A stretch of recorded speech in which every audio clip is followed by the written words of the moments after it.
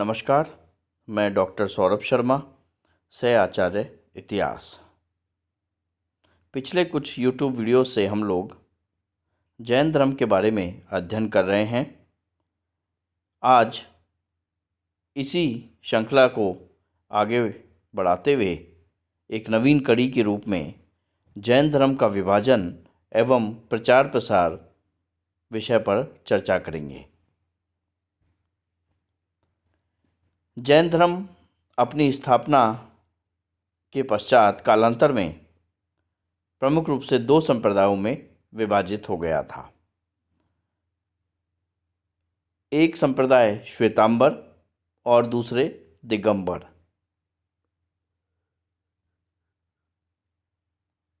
वर्तमान समाज में भी हम इन दोनों संप्रदायों का अस्तित्व देख सकते हैं। हालांकि जैन धर्म के मुख्य सिद्धांतों के प्रश्न पर इन दोनों संप्रदायों में कोई विशेष मतभेद नहीं है, परंतु इनका जो विशेष मतांतर है वो धार्मिक साहित्य के प्रश्न पर एवं आचार विचार संबंधी कुछ नियमों को लेकर के है। तो बड़ा मतभेद इनका मुख्य सिद्धांतों के विषय में नहीं है, वे दोनों ही समान रूप से उसमें सहमत हैं। लेकिन धार्मिक साहित्य के प्रश्न पर और आचार विचार संबंधी नियमों में जरूर कुछ अंतर हमें स्पष्ट रूप से दृष्टिगत होता है। यदि इनमें अंतर देखा जाए तो क्या विशेष रूप से अंतर है श्वेतांबर और दिगंबर के, उसको हम समझने का प्रयास करेंगे।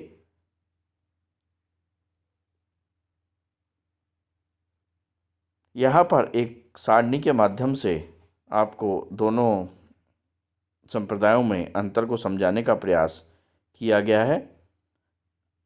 श्वेतांबर जैन आगम साहित्य, जिसके अंतर्गत अंग उपांग आदि आते हैं, को प्रामाणिक जैन धर्म ग्रंथ मानते हैं, जबकि दिगंबर संप्रदाय का ये कहना है कि ये महावीर के मूल वचन नहीं हैं और ये बाद की रचनाएं हैं, इसलिए इनको जैन धर्म का धार्मिक ग्रंथ मानना सही नहीं है, जबकि श्वेतांबर इन्हें धर्म ग्रंथ मान रहे हैं।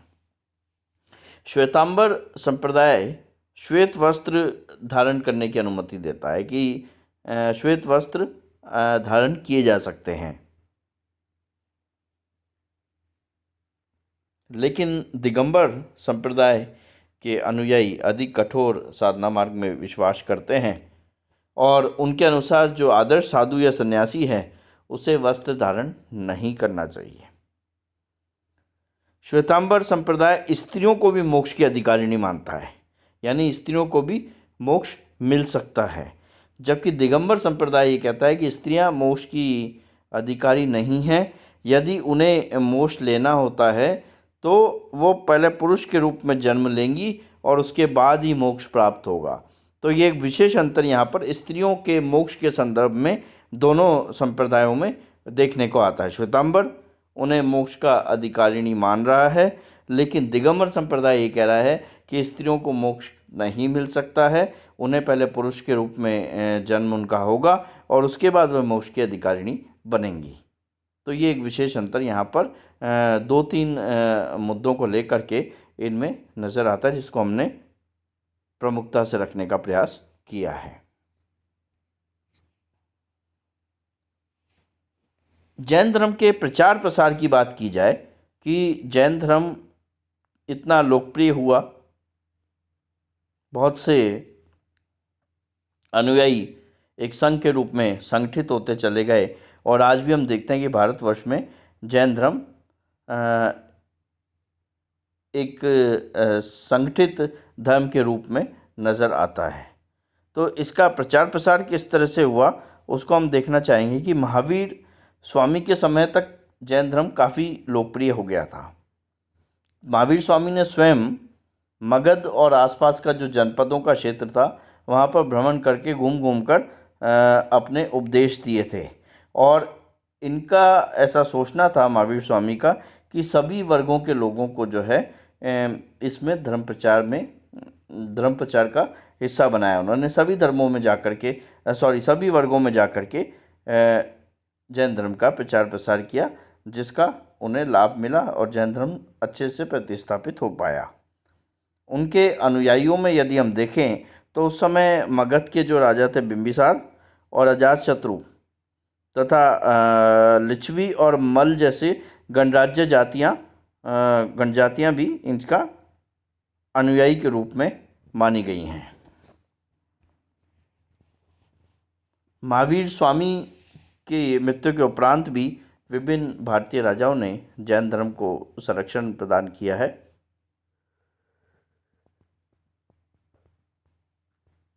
चंद्रगुप्त मौर्य इसमें प्रमुख नाम आता है, जिसने अपने जीवन के अंतिम वर्षों में जैन धर्म को अंगीकार कर लिया था।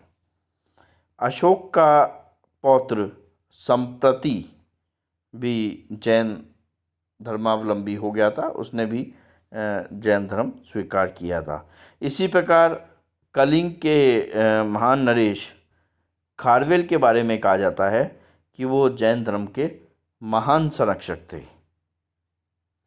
उज्जैन के राजा का नाम भी विशेष रूप से लिया जाता है, उज्जैन के राजा गर्दभिल, जिन्होंने जैन धर्म स्वीकार कर लिया था। जैन धर्म के प्रचार प्रसार की यदि बात करें तो प्रथम से लेकर के तीसरी शताब्दी के मध्य में जैन धर्म उत्तर भारत के विभिन्न क्षेत्रों, जैसे हम प्रमुख रूप से नाम ले सकते हैं मगध, मथुरा, मालवा, गुजरात आदि में प्रसारित हो चुका था तथा इसी जो समय खंड है या इसी काल में दक्षिण में भी आंध्र, कर्नाटक तथा तमिलनाडु में भी जैन धर्म का प्रचार हो चुका था। यानी उत्तर भारत में तो जैन धर्म प्रसारित हो ही रहा था, इसी प्रकार से दक्षिण भारत में भी जैन धर्म लोकप्रिय हो रहा था।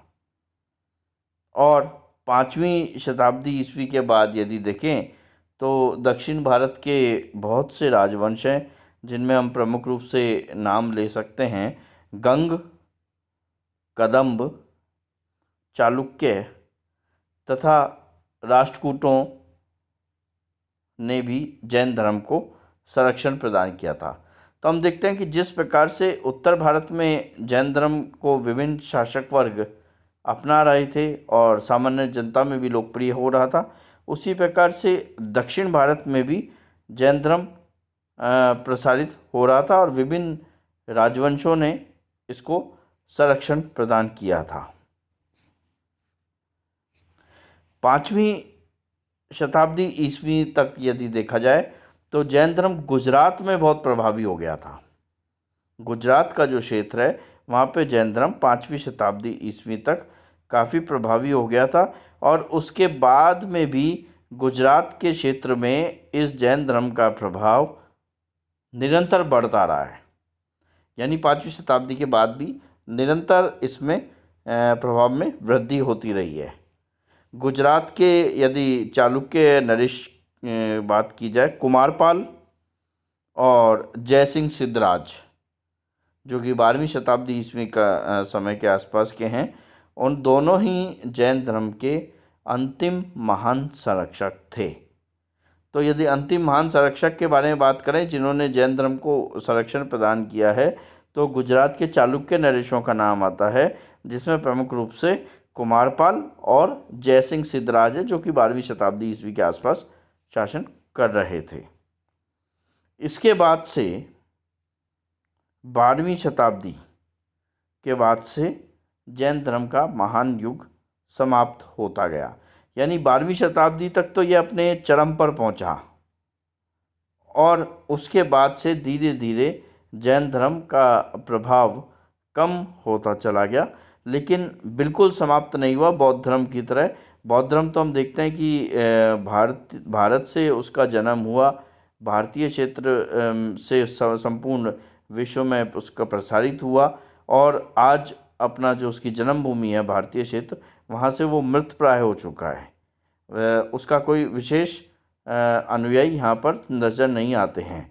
लेकिन जैन धर्म अभी भी भारत में एक संगठित धर्म के रूप में प्रतिस्थापित है।